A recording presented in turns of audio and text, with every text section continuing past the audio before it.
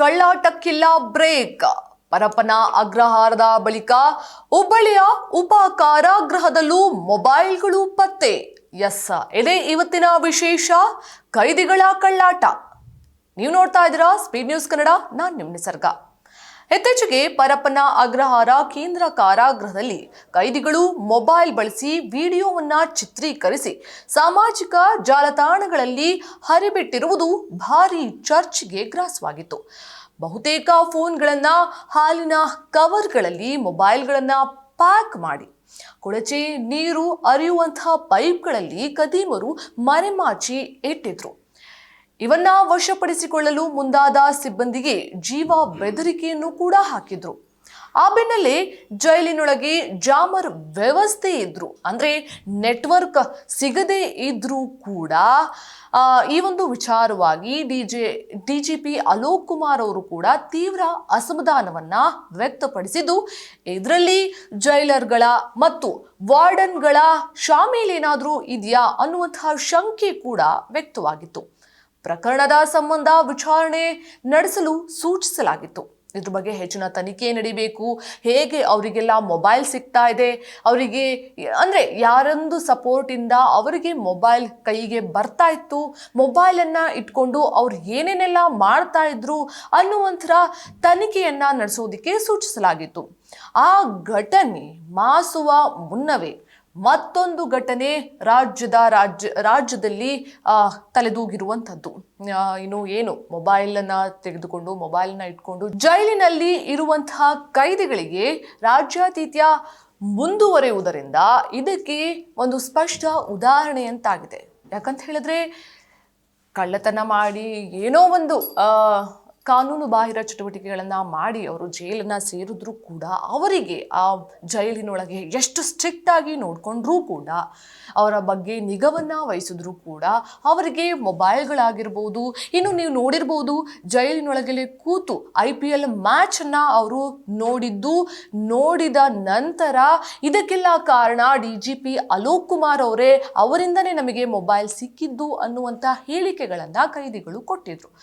ಇನ್ನು ಆ ವಿಷಯ ಇನ್ನೂ ಮಾಸಿಲ್ಲ.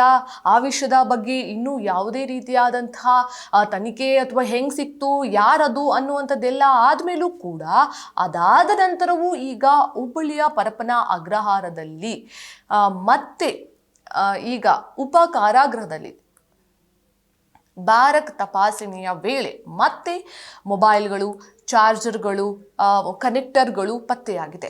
ಇನ್ನು ಈ ವಿಚಾರವಾಗಿ ಸಂಬಂಧಪಟ್ಟಂತೆ ಈ ಮೊಬೈಲ್ಗಳು, ಹುಬ್ಬಳ್ಳಿ ಉಪ ಕಾರಾಗೃಹದಲ್ಲಿ ಸಿಕ್ಕಿರುವಂತಹ ಮೊಬೈಲ್ಗಳು ಯಾರಿಗೆ ಸಂಬಂಧಪಟ್ಟದ್ದು, ಯಾರು ಇದರ ಮಾಲೀಕರು ಅನ್ನುವಂಥದ್ದನ್ನು ಕೂಡ ಅಲ್ಲಿರುವಂತಹ ಬ್ಯಾರೆಕ್ನಲ್ಲಿ ಇರುವಂತಹ ಯಾವುದೇ ಕೈದಿಗಳು ಕೂಡ ಒಪ್ಕೋತಾ ಇಲ್ಲ. ಈ ವಿಚಾರವಾಗಿ ಅದೇ ಬ್ಯಾರೆಕ್ನಲ್ಲಿ ಇದ್ದಂತಹ 13 ವಿಚಾರಣಾಧೀನ ಕೈದಿಗಳ ವಿರುದ್ಧ FIR ದಾಖಲಾಗಿದೆ. ಇದು ರಾಜ್ಯದ ಜೈಲು ಭದ್ರತೆಯ ವೈಫಲ್ಯಗೆ ಹಿಡಿದ ಕೈಗನ್ನಡಿಯಂತಿದೆ. ರಾಜ್ಯದ ಜೈಲುಗಳಲ್ಲಿ ಕೈದಿಗಳಿಗೆ ರಾಜ್ಯಾತೀತ ಪ್ರಕರಣ ಭಾರಿ ಸದ್ದು ಮಾಡಿದ ಹಿನ್ನೆಲೆ ಕಠಿಣ ಕ್ರಮಗಳನ್ನು ಕೈಗೊಳ್ಳಲಾಗಿತ್ತು. ಈಗಿದ್ರೂ ಕೂಡ ಕಳ್ಳಾಟಕ್ಕೆ ಮಾತ್ರ ಸಂಪೂರ್ಣವಾಗಿ ಬ್ರೇಕ್ ಬಿದ್ದಿಲ್ಲ. ಇದಕ್ಕೆ ಪೂರಕವೆಂಬಂತೆ ಧಾರವಾಡ ಜಿಲ್ಲೆಯ ಜೈಲುಗಳಲ್ಲಿ ಒಂದೊಂದೇ ಕರ್ಮಕಾಂಡ ಬಯಲಾಗ್ತಾ ಇದೆ.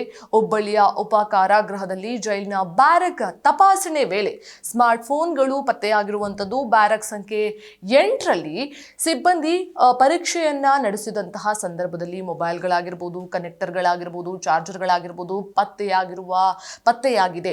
ಈ ಮೊಬೈಲ್ಗಳನ್ನು ಯಾರು ಬಳಸ್ತಾ ಇದ್ರು, ಏನಕ್ಕಾಗಿ ಬಳಸ್ತಾ ಇದ್ರು ಅನ್ನುವಂಥದ್ದು ಇನ್ನೂ ಕೂಡ ಖಾತ್ರಿಯಾಗಿ ಗೊತ್ತಿಲ್ಲ.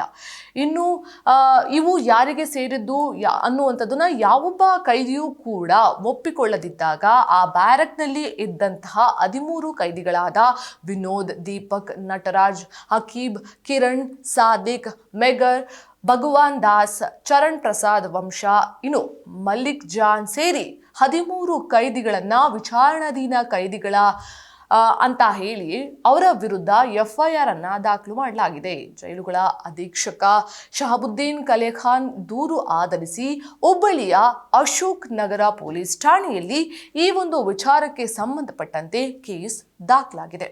ನೋಡಿದ್ರಲ್ಲ, ಎಷ್ಟೇ ಒಂದು ಪ್ರೊಟೆಕ್ಷನನ್ನು ಕೊಟ್ಟರು, ಎಷ್ಟೇ ಒಂದು ನಿಗವನ್ನು ವಹಿಸಿದ್ರೂ ಕೂಡ ಕಳ್ಳರು ಅವರ ಒಂದು ಚುರುಕುತನವನ್ನು ತೋರಿಸ್ತಾ ಇರ್ತಾರೆ. ಇಷ್ಟೆಲ್ಲ ಇವಾಗ ಎಲ್ರಿಗೂ ಗೊತ್ತು. ಅಲೋಕ್ ಕುಮಾರ್ ಅಂತ ಬಂದ ತಕ್ಷಣ ಅವರು ಎಷ್ಟು strict police officer, IPS officer ಅಂತ ಹೇಳಿ, ಆದರೂ ಕೂಡ ಹೇಗೆ ಕಳ್ಳರಿಗೆ ಮೊಬೈಲ್ ಸಿಗ್ತಾ ಇದೆ, ಜೈಲಿನೊಳಗೆ ಇರುವಂತಹ ಕದೀಬರು ಹೇಗೆ ಅವರಿಗೆ ಸಂಬಂಧಪಟ್ಟಂತಹ ಮೊಬೈಲ್ಗಳಾಗಿರ್ಬೋದು, ಸಿಮ್ಗಳಾಗಿರ್ಬೋದು, ಅವರು ಅದನ್ನೆಲ್ಲ ತಗೊಂಡು ಏನು ಮಾಡ್ತಾ ಇದ್ದಾರೆ ಅನ್ನುವಂಥದ್ದು ಎಲ್ರಿಗೂ ಕಾಡ್ತಾ ಇರುವಂತಹ ಪ್ರಶ್ನೆ.